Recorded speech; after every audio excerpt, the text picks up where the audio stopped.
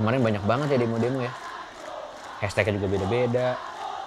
Tolak RUU Cipta Kerja, sahkan RUU PKS. Gila ya, gue bisa aware sama apa yang terjadi sama negara gue cuma lewat internet dan sosial media. Dulu zaman bokap gue mana bisa dia kayak gini. Oke, gue mau nanya sama lo, buat lo yang kemarin ikutan demo atau mungkin gak ikutan demo tapi aware sama isunya, gue mau bahas kenapa di setiap era umumnya perjuangan itu diinisiasi oleh anak muda, khususnya kaum mahasiswa. Mau tahu kenapa? Begini ceritanya.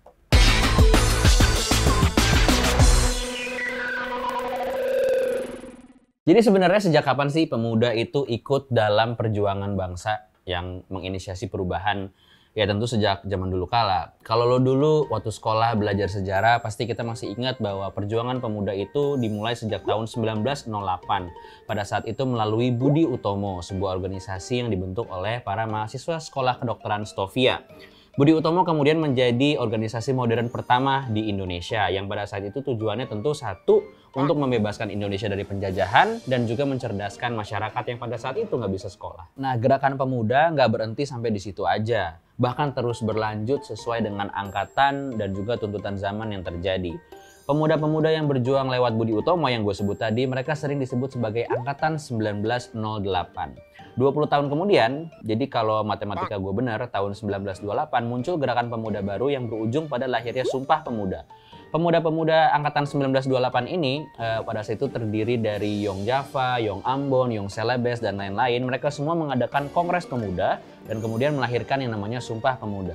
Misi utama pemuda-pemuda pada saat itu adalah untuk menyatukan Indonesia. Dan setelah itu terus bermunculan angkatan-angkatan berikutnya yang turut berjuang dalam sejarah Indonesia. Angkatan 1945, 1966, 1974, 1978, dan juga 1998. Tapi sebenarnya sejak kapan sih demonstrasi mahasiswa itu menjadi sebuah alat perjuangan? Tadi gue udah bilang bahwa sebelum kemerdekaan, anak-anak muda itu berhasil membentuk organisasi tempat mereka berjuang. Dan tentu setiap angkatan-angkatan dan setiap perjuangan itu punya perjuangannya masing-masing tergantung dengan kondisi Indonesia pada saat itu. Nah, demonstrasi mahasiswa yang pertama terjadi demonstrasi mahasiswa yang terjadi pertama di Indonesia adalah tahun 1966, jadi setelah kemerdekaan. Pada saat itu kondisi ekonomi sosial Indonesia sangat buruk setelah peristiwa yang kita kenal dengan nama G30 SPKI. Kepanikan terjadi karena pada saat itu harga sembako naik melonjak dari 300 sampai 500%. Jadi pemuda-pemuda Indonesia pada saat itu sudah beranggapan bahwa pemerintahan Presiden Soekarno sudah gagal. Nah karena itu di awal tahun 1966 ribuan mahasiswa turun ke jalan berdemonstrasi menyerukan yang namanya Tritura, 3 tuntutan rakyat. Tuntutannya ada 3. Yang pertama adalah untuk membubarkan PKI, yang kedua adalah untuk merombak kabinet, dan yang ketiga tentu untuk menurunkan harga. Uniknya, bahkan di tahun 1966 pun diduga sudah ada rombongan liar yang ikut menunggangi perjuangan mahasiswa itu. Demo pun akhirnya berujung rusuh, kemudian muncul yang namanya Super Semar atau Surat Perintah 11 Maret yang mengakhiri pemerintahan Presiden Soekarno. Dan sejak saat itu, Soeharto menjabat sebagai presiden selama 32 tahun. Sebelum jatuh tahun 1998, sebenarnya pemerintahan Presiden Soeharto pun juga nggak lepas dari demo. Tahun 1974, tepatnya tanggal 15 Januari, terjadi sebuah demo oleh ribuan mahasiswa dan pelajar SMA yang menolak derasnya investasi negara Jepang ke Indonesia. Salah satu bentuk demo yang mereka lakukan pada saat itu adalah melakukan long march dari UI Salemba sampai ke kampus Trisakti. Tapi sayangnya demo itu berujung rusuh ketika sekumpulan massa membakar kompleks pertokoan di Senen. Gara-gara itu beberapa mahasiswa pun ditangkap oleh polisi. Kemudian peristiwa ini diingat dengan nama Malari, Malapetaka 15 Januari. Gerakan mahasiswa terbesar yang berujung menjatuhkan Presiden Soeharto dari tahta kepemimpinannya terjadi di tahun 1998. Gerakan ini dipicu oleh krisis ekonomi setahun sebelumnya, 1997, dan berujung pada beberapa tragedi berdarah. Salah satunya adalah kerusuhan Mei 98 yang menewaskan beberapa mahasiswa. Sampai sekarang masih diurus dan masih diperjuangkan penuntasannya karena ini termasuk kasus pelanggaran HAM. Nah, di masa pemerintahan sekarang, anak muda pun nggak tinggal diam. Mereka akan cepat bergerak ketika mereka merasa ada yang nggak beres dengan negara ini. Lihat aja mulai dari RUU KPK, mendesak pemerintah untuk mengesahkan RUU PKS, sampai menolak RUU Cipta Lapangan Kerja.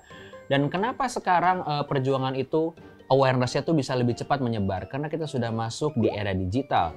Dengan adanya era digital dan sosial media, kita semakin cepat tahu dan tanggap apa yang sedang terjadi di negara kita ini. Bahkan sekarang perjuangan mahasiswa pun itu bisa mereka siarkan sendiri. Dalam artian dulu sebelum era digital, apa yang terjadi di lapangan, apa yang terjadi ketika demonstrasi itu ada, itu hanya bisa disiarkan ke publik mungkin lewat pers atau wartawan konvensional. Sekarang itu terjadi, tapi demonstrannya di lapangan juga bisa langsung menyiarkan apa yang sedang mereka perjuangkan lewat sosial media. Ada yang mungkin IG live, ada yang IG story, ada yang upload ke Twitter, dan lain-lain. Ampun Bang Jago. Dan karena di masa kini informasi itu lebih terbuka, sehingga kita juga memiliki freedom of speech yang lebih besar dibandingkan dengan pendahulu kita di era yang sudah lewat gitu. Ini menyebabkan masalah-masalah di Indonesia lebih mudah menjadi perhatian mahasiswa dan kaum muda. Dan yang lebih kerennya menurut gue adalah mahasiswa zaman sekarang yang sudah masuk ke generasi Z, mereka memiliki berbagai alternatif cara untuk berjuang. Jadi lini-lini perjuangan di Indonesia ini tidak hanya dengan satu cara seperti zaman-zaman dulu. Contohnya adalah memanfaatkan platform digital untuk menyebarkan awareness, misalnya dengan menginisiasi tagar atau hashtag. Tagar itu singkatan dari tanda pagar, just in case lu belum tahu. Atau melakukan penggalangan dana, melakukan event online untuk melakukan debat, atau bahkan web seminar. Ini yang menurut gua keren karena perjuangannya menyesuaikan dengan era zaman sekarang untuk dimanfaatkan. Dan menurut gue itu sangat-sangat oke. Jadi kenapa perjuangan di Indonesia ini selalu diinisiasi oleh kaum pemuda? Ayo kita recap. Yang pertama, sejarah membuktikan bahkan sebelum kemerdekaan pun mahasiswa sudah ikut berjuang karena mahasiswa memiliki background pendidikan yang bisa memperjuangkan Indonesia yang lebih baik. Nomor dua, setiap era punya misi dan perjuangannya masing-masing, tergantung pada kondisi ekonomi, sosial, dan politik pada era itu. Hal ini dicerminkan dengan adanya angkatan-angkatan yang melakukan perjuangan dan misinya masing-masing. Nomor tiga, era digital dan sosial media memberikan kita akses kepada informasi yang lebih besar dan memberikan para pemuda freedom of speech yang lebih besar juga. Hal ini memberikan lini dan cara baru untuk mahasiswa agar bisa tetap berjuang. Dan menurut gua, karena kita sekarang ada di masa di mana akses informasi itu sangat mudah di ujung jari kita, maka gua sangat menghimbau kita sesama anak muda untuk didik diri kita sendiri, educate ourselves tentang apa yang sebenarnya terjadi di negara kita ini. Sehingga ketika kita memilih mengambil keputusan untuk berjuang, kita tahu betul apa yang kita perjuangkan dan kita bukan disetir oleh orang lain.